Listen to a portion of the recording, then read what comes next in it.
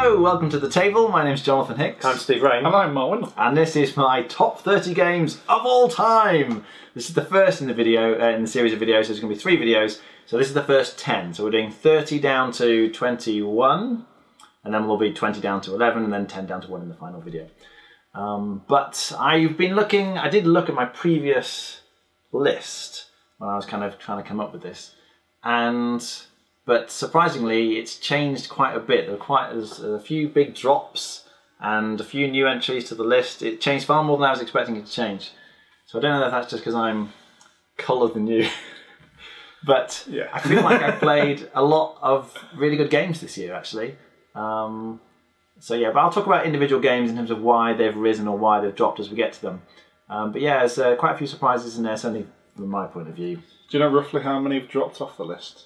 Without giving too much of it, well, roughly 7, 8, 9. So nearly a third. Yes, probably. That's a fair amount. Going on there. It might be up to 10 actually. I'll check actually. Between takes, I'll let you know a little bit later in the video. It's almost like we're going to cut off soon. All right, let's get to number 30. Number 30.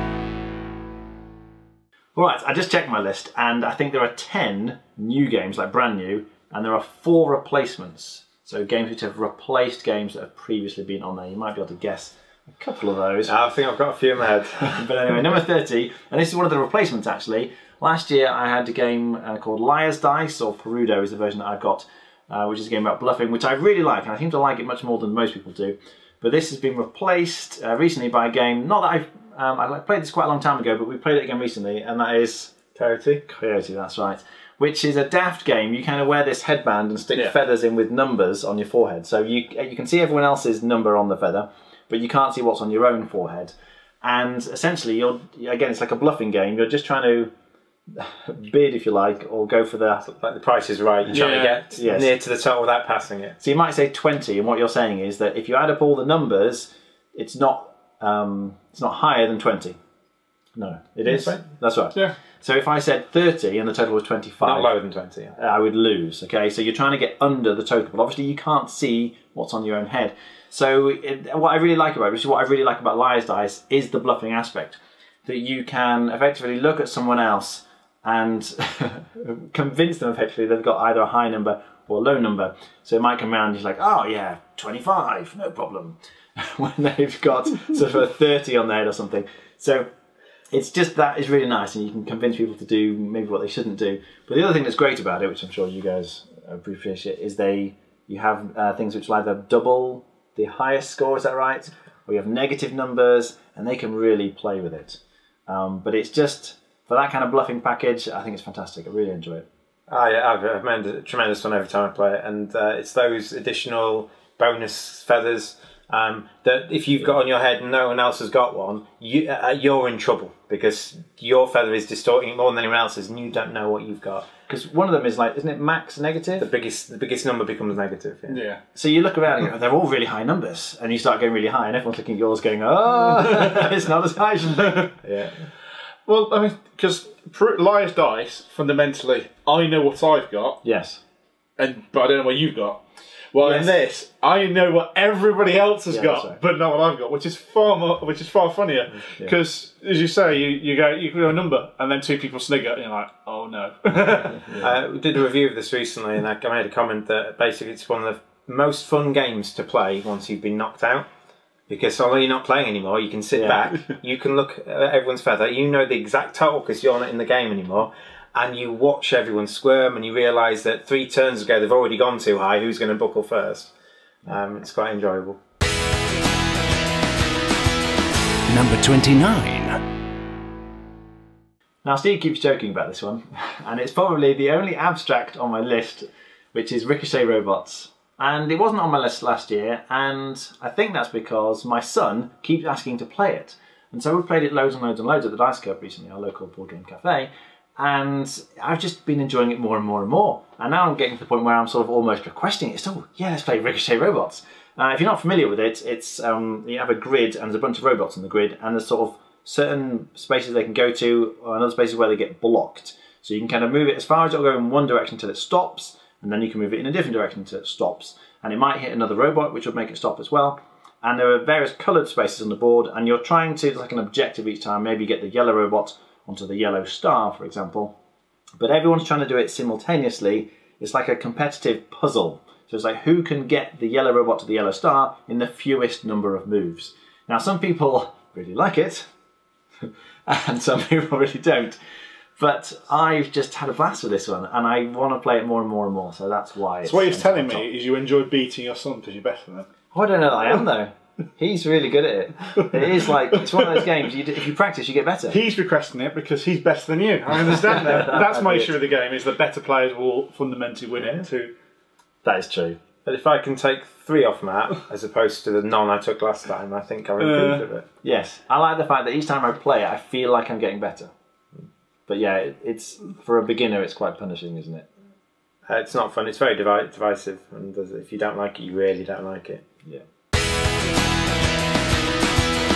Number 28. Now, one feature of this list, which is quite different from last year, is the number of Euros on the list. I'm surprised just how many Euros have entered my list. I'm sure Steve's happy about this. But one of them is Altiplano, which is kind of the successor to Orléans.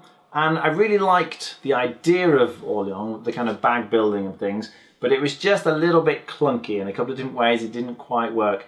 But Altiplano kind of fixes all the issues really for with Orléans. I mean, it feels like a different enough game, but as a Euro, I really enjoy it. I like the theme as well. I mean, Euros often aren't known for the theme necessarily, but it's colourful. I like the kind of moving around the different stations. You might be able to explain this better than I can, but effectively you're trying to gather different kinds of resources to fill up your barn, is it? You kind of gain points. There's lots of point scoring in various different ways. But you're collecting different resources to stack up in this barn, and you're getting more points at the end, sort of the further you go through. But you can only put the same kind of resource on each row, can't you? Yeah. So you have to be very careful about which ones you put in, because some resources are much more difficult to get than others. But in terms of taking actions, you have to move to a particular spot, don't you, around this grid in the middle. You get your resources, you put them where you want to activate your bits. But though, if I want to use 2 food to get a wood, I have to do that in the forest.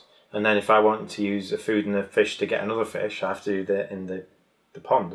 And they're not different, they're different spaces, so you have to spend part of your time moving around. So I like the spatial aspect. You need to think, oh, I'd really like to use this action, but I can't get there because it's too far away or whatever. Or I don't want to use the resources to get there this round. So there are ways to mitigate the moving and things. But again, it's the same idea that you're pulling things out of the bag and placing them on spaces to activate them, which I really like. Orléans did it really well, but Altiplano does it better, I think. Have you played this one? I've played Altiplano. I've played it twice, 3 times. I think I still play Orléans. I don't... Whether it's because Orléans kind of did it first, maybe, and it was like, this feels different, and Altiplano felt... It has got the spatial thing, but I'm not sure if I quite like that as much. I don't know why. I don't know which I prefer. The Altiplano, there's 2 things that I like over Orléans, but I can't say it's distinctly better. One of the things, it gives you a different starting tile, so you start with different things in your bag. Yep. Which is different, because Orléans, there were some clear good moves to do on your first few turns, and it doesn't do any way of differentiating players to do different things. But I think the kind of focal point about moving around just feels better than moving around on this sideboard in Orléans.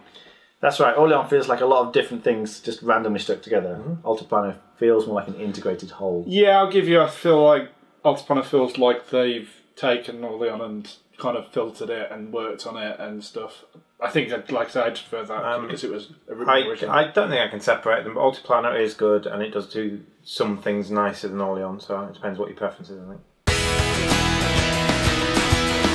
Number 27. This one has been on my list for a few years now, and the only reason it's dropped a little bit is because there are so many new games that have just pushed it further down, and that's Twilight Struggle, the kind of epic 2-player Cold War simulation, if you like.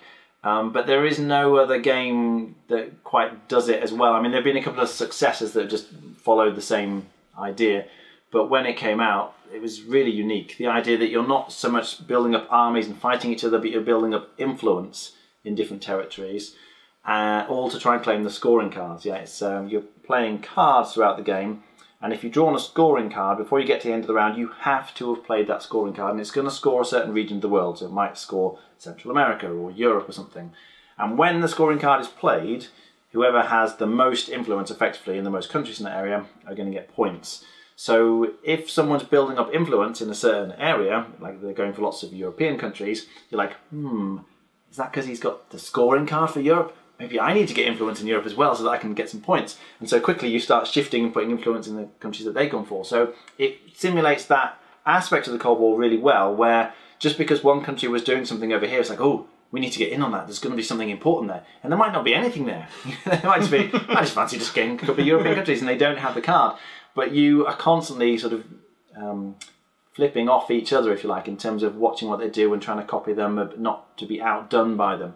I like the way it integrates the space race as well.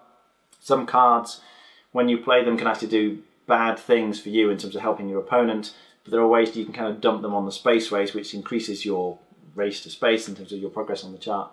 So it allows you to mitigate, if you like, bad draws. But it's really interesting, super thematic. You know, all the cards have got photos and text on from the period, so I really enjoy it. It's a game I like. It's hard to get to the table because you need two people and a lot of time. Yeah. You also kind of need the other person to have played before. Yeah, it's brutal. It's a hard. brutal learning curve. I'm not good at it anyway. Jonathan's beaten me most of the times I've played him. But I like the card play. I like this card.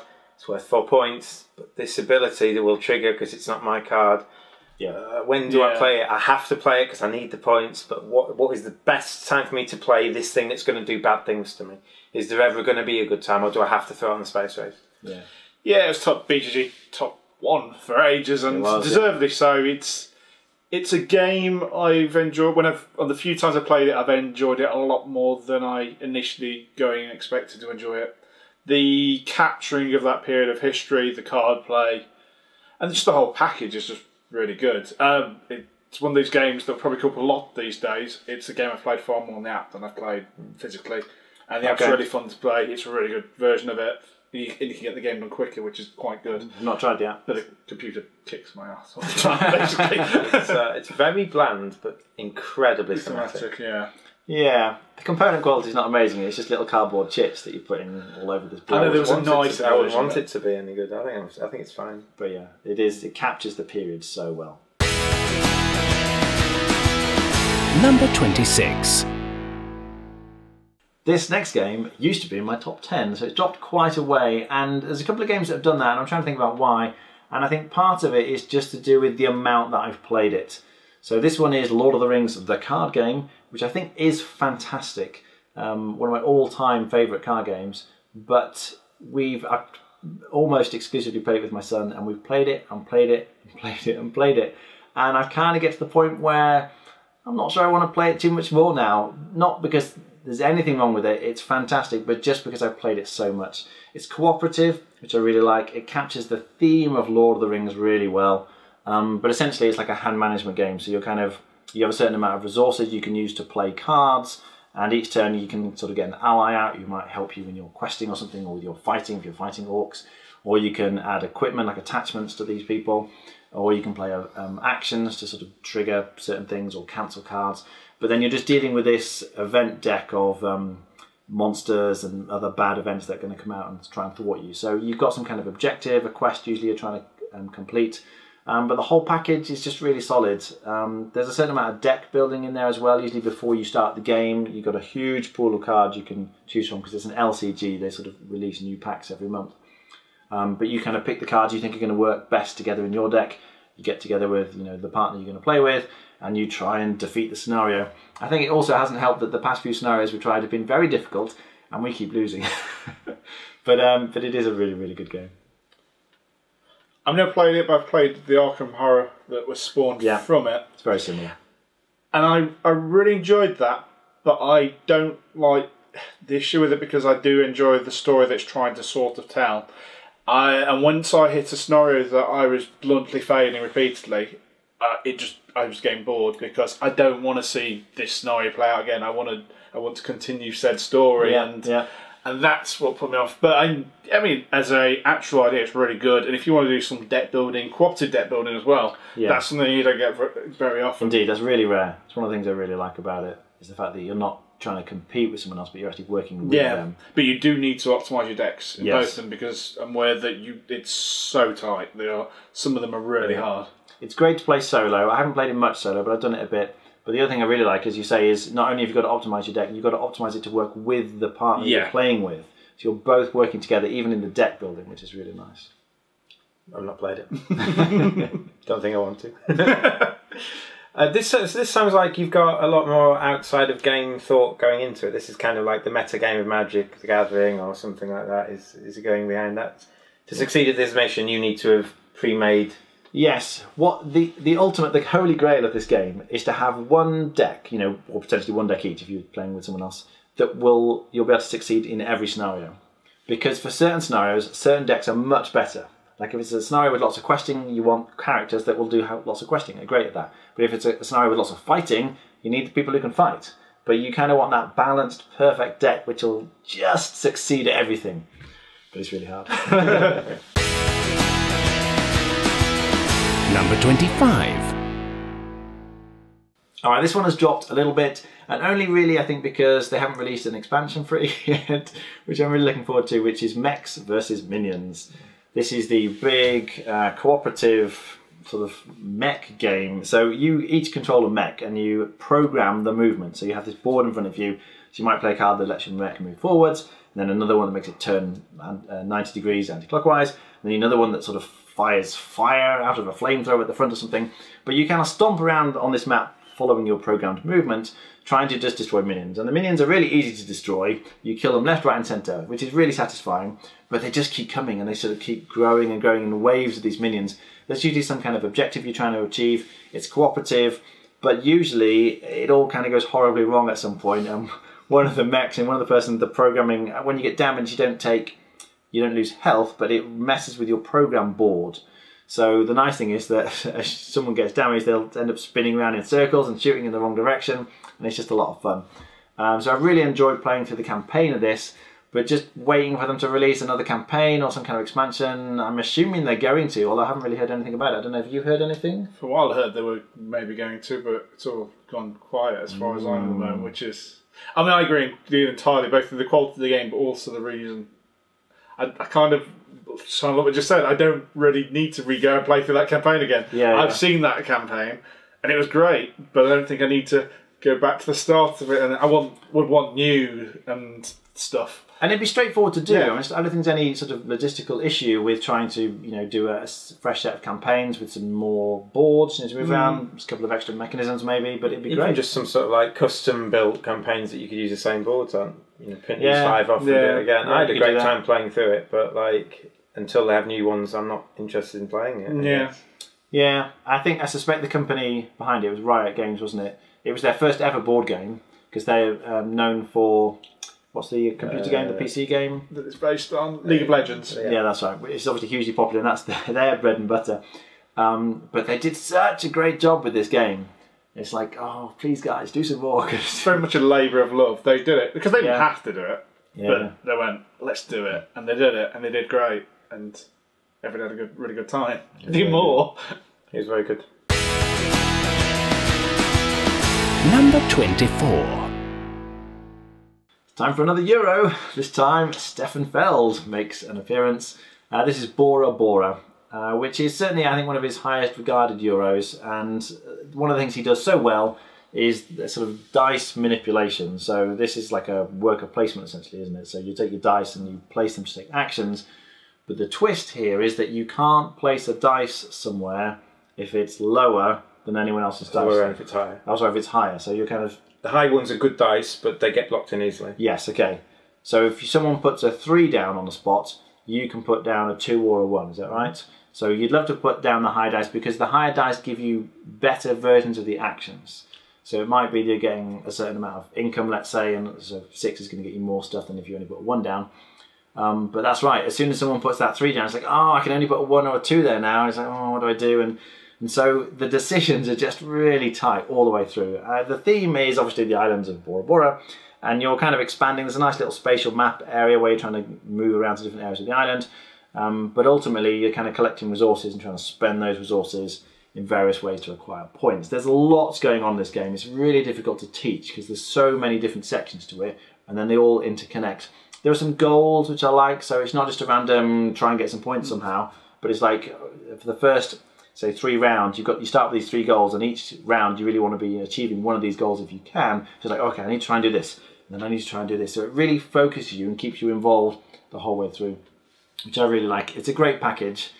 You really want to play with people who've played it before, if possible. You need someone who really knows the rules well. But if you like your heavy Euros, it's great. It's an excellent game. It's very good, very balanced. Rolling high isn't good, rolling low isn't good. You want that mixture of stuff. Yeah. If you're all 3 6s, you're going to get blocked in very easily. But there are loads and loads of bonus actions, which a lot of his games have. Which, if you finish this off, you get a fire action, and that allows you to get a god tile, which allows you to break one of the rules of the game. Yeah, that's nice. Very good. Yeah, for me, I really like it. It's the stress of completing the goals. Because you look at them and go, this is going to be really hard. And they feel like progressively it's getting harder, especially if you're not getting the goal that you want because you're not on the right place in the god track, whatever the track is. Yeah. But also balance that is that you can do all those, but you're not going to win the game if that's all you ever do. Yeah. And that's the stress, is doing that and scoring enough points to win the game. You only get 18 actions over the course of the game. 18. And you need to do a lot with those 18 actions. But it's one of those where every single action you're like, oh, do this, or this. You really have to deliberate. Don't play that 3 there. Yes. You can really get done in by other people's places. Somebody just goes 1 and you go, oh. Yeah, let's rethink my entire plan. Number 23. It's another Euro this time, and this again was on my list last year. It's just slipped a few places because there are some other Euros that I prefer quite a bit more than this one. But Salkin is still a classic Euro at this point, I think, and I'd highly recommend it if you like your heavy Euros and you've not played it. It's the one with the interconnected wheels, so each round the big wheel in the middle turns one space, and all the little wheels that are connected to each then, because of the cogs interconnected, they turn as well. And you're placing your workers on the various cog spaces, the little ones around the outside, to take actions, but you don't take the action immediately. You kind of just set it up for the future, and each round the cog turns and the little worker moves further up around that particular cog, getting potentially better and better actions. And at some point you've got to decide to take the worker off and claim the action. Now, why don't you just want to wait until they all get to the top of all the best tracks and then remove them all at once? Because on your turn you can either place workers or you can remove your workers, but you can't do both. So or neither. All right, yes, you could leave them. But you do, the other thing which a lot of these games have is you've got to feed your workers. So you really need an income of, it's corn, isn't it, you're getting to feed the workers. So you do need resources, partly because you've got to spend them on other things when you're using other actions. So you kind of want to take them off at some point to get the stuff, but there's this whole tension between, I really want to leave this guy on for one more round, but I need to take him off now in order to get this, and it's just so tight. You never quite have enough to do what you really want to do. But it's because of that, it keeps bringing me back. It's like, this time I'm going to master this. I'm going to beat this game. I have no interest in how well anyone else is doing at this game. And I certainly don't care if I win or lose. Because for me, it's like, can I just beat the game? I feel like it beats me most of the time. But every now and then it kind of comes together. Obviously, you do need to pay attention to other people. But it's such a tricky puzzle. I just find it so engaging. I don't think there's a game that does workers aging to get better tasks. Yeah, I'm not sure there's a game that does it, and it does it so well. Like moving one, you just do it with your finger, move it once, and everything moves. It's so nice. Very clever. In my opinion, I think it's a fantastic game. In my opinion, it should be played with expansion. There is the internet strategy. I think it's the Uxmal Gambit, which if someone in your group knows how to play that, it becomes unfun for the rest of the group if you're not all going to do it, which I don't think you should, because it's a bit too competitive for what we want to do. So in my opinion, you should play with the expansion, Tribes and Prophecies, which I think you should play with both halves. One's gives you a special power, and the other one gives you kind of like a bit like Bora Bora goals to do at the end of each age. Yeah. No, I'd highly recommend it. And I think we always play with the expansion nowadays. We do, yeah. And I think you can even bring new players into the expansion. Yes. If they're season gamers, they should be fine. Yeah, I don't think the expansion have that much to it. Yeah, it's really good. It's really hard to get your head around it, working out timing. I don't think a game that shows timing any better than this. No. It is all about the timing, and you can see the timing happening right in front of you. It's that's the thing you can see. So that's 3 steps there, and that's 2 steps there. But I want to take them off there and there. And that's very, very good. I mean, it's amazingly almost unique in its own way of doing it, but it is a lot to get your head around. Yeah, so you get better with practice. Yeah. But you need quite a lot of practice. But it's still very fun, even if you're getting kicked by the game. It's 8% of the few times just go, I've got no food, and I've got no way of getting any food. Oh, yes. Number 22. Alright, this one is a legacy game that the three of us did earlier this year, which is Pandemic Legacy Season 2. And I preferred it over Season 1. So I don't think Season 1 got into my top 30 last year. But Season 2 turned the whole thing on its head. So no spoilers here, but effectively it reversed a lot of the mechanisms. So instead of having disease cubes and trying to remove the disease cubes off the board, you're trying to put cubes on the board. Supply cubes, you're giving areas supplies of medicine and stuff. To help them to deal with the disease when it potentially comes along. So, but that one twist changed a lot of it. And also, rather than seeing the whole world at the start you just see a very small portion of the world. And you're gradually revealing and exploring parts of the world as you go through the game. And as daft as it sounds, even though I know pretty much what the map of the world looks like, it was really satisfying to be like, oh, this is Africa, and you sort of put the sticker on, oh, what's this? So these guys aren't so bothered about that, I'm sure. But I really liked the sense of exploration. It was tense. There's a nice kind of catch-up mechanic, so if you're doing badly, it helps you, but equally, if you're doing well, it kind of punishes you. So it balances it quite well all the way through.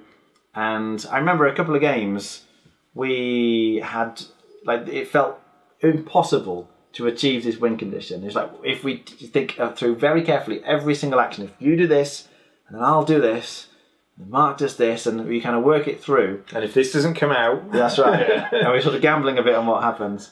Then we might just make it, and you'd spend... like potentially like 5 or 10 minutes just thinking through one person's action, and kind of, like, we fit that into everything else.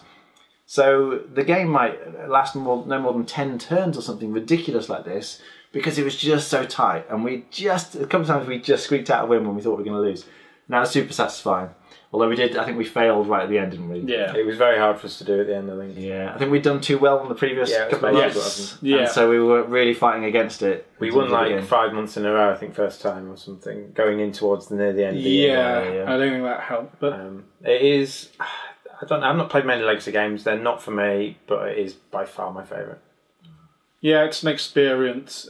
I think you should go through at least one of the two of them at some point. So to me personally, the Pandemics are the best of the Legacy games that I've tried, played, looked at, whatever, around. I think they do it the most solidly.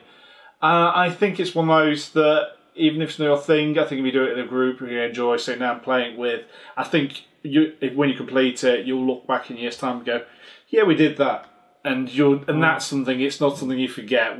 You talk about those memories of the moments that you shared and that reveal that comes out, and everybody's like, ooh, and that's almost more to it better than the game. It's just those moments and coming back to it and looking at it. It feels more like kind of watching a film together. Yeah. And then you kind of pause the film at a certain point, like, oh, and then we all kind of discuss what happened. Or we get a drink or something. But then you're getting to take the action. So yeah, it does it really well. But there were still definitely some times when we were all heads down just trying to math out a puzzle, because it was so hard. Yeah, it's very well done. Number 21. Right, I've just was checking on my list, and this next game is in exactly the same spot as it was last year. Not by design, but that's Seven Wonders. And there's one slight caveat this year, which is that I want to play it with the Armada expansion, which I tried for the first time at Essen, and essentially adds a separate board. So if you're not familiar with Seven Wonders, it's like a tableau building game. So you're drafting cards. You have a hand of cards, you pick one of them, and you add it to your tableau, and then you pass the cards on, you get a new hand of cards, you pick another one, you add it to your tableau. And you're trying to collect points in various different ways by collecting different sets of different cards. But the Armada expansion adds this separate board with these little different coloured ships on it that you can advance. There's like 4 separate tracks effectively, and every time you play a card of a certain colour, so if you play a red card, for example, you get to advance the red ship. But when you play cards, one of the sort of classic mechanisms in Seven Wonders is that there are resource requirements on the card that you have to have. So some of the cards you can play early on in the game give you resources, so it gives you access to stone or wood or brick or something. And then you can play cards that require you to have stone or wood or brick. But as well as having the resources for the cards, in order to move the ship up one of the tracks, you need resources for that as well. So it makes the resource requirements more intensive, but as you move the ships up, you're getting various bonuses. So some of them give you access to, they have these island cards, which give you like extra cards you can add to tableau, which can be quite powerful. Some of them sort of increase your military. There's an interesting naval combat now. So not only are you fighting with your immediate neighbours, but at the end of each age, you're potentially fighting with everyone. Everyone compares to the naval combat. It's like we all sail out into the Mediterranean or something. Have a big fight. That's right. And have a fight to see who has the best navy. It just adds a bunch more things that don't make the game feel any more complex, but just gives you a little bit more to think about as to, oh, I'm going to get this extra little thing here, and if I play this card, it gives me access to that. And it adds a little bit extra without being, as I say, too complicated. But I'd still happily play it with people who are fairly newish to gaming. Certainly if they've played Seven Wonders before, it's not difficult to add this at all. Of all the Seven Wonders expansions so far, it's definitely my favourite. I'd highly recommend it. I've only played it once, but I might agree with that. It's my favourite expansion, and it doesn't add much to the length of the game, with one exception. There's a fiddly bit about when you lose money.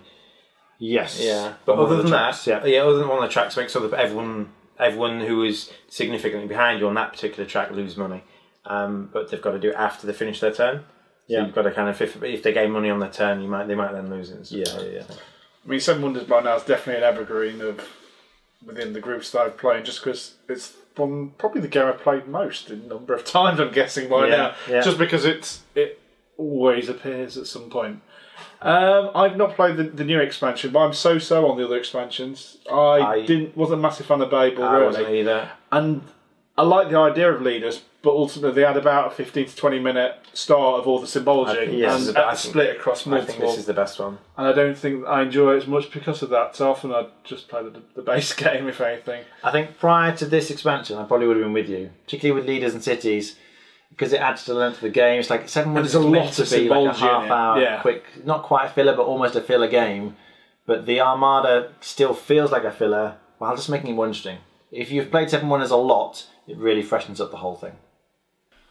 Alright, so there you go, that's my 30 down to 21. I discounted, I think there are 4 new games to my list in that section, which means there's quite a few new games still left to appear in my top 20. Half the rest, is it? Yeah. So, I don't know, any surprises from you guys? What did you think? You generally don't like party games, so I know you like Lies Dice, but Coyote feels more like a party game version of it. Yeah, true. So that's seeing that there. The rest, it's hard to see how much you like them because they're often overshadowed by my incessant need to play them. Some of these Euro games. That's true, and I guess you like some of them quite a bit more than me anyway, don't you? It depends, potentially, yeah, but I'm glad to see them there because obviously the more you play a good game, the better you kind of get to like it, I guess. Yeah. You see the nuances in it, don't you? Yeah, I agree. I think most of it's I would say much of muchness, but I don't think it was anything glaringly surprising in that list. It's interesting you also comparing where stuff like Bora Bora is in your list compared to your list, which obviously you can look back in the previous video and find out. Oh. Alright, well thanks very much for watching. Do let us know in the comments below what you thought of my choices, the only things you feel like ought to be in there, maybe they're going to be higher up on the list, or any other games you'd recommend instead of any of my choices. Yes. Like and subscribe, that's always important to us, we really appreciate it. Makes a big difference. Alright, thank you very much. See you next time. Bye.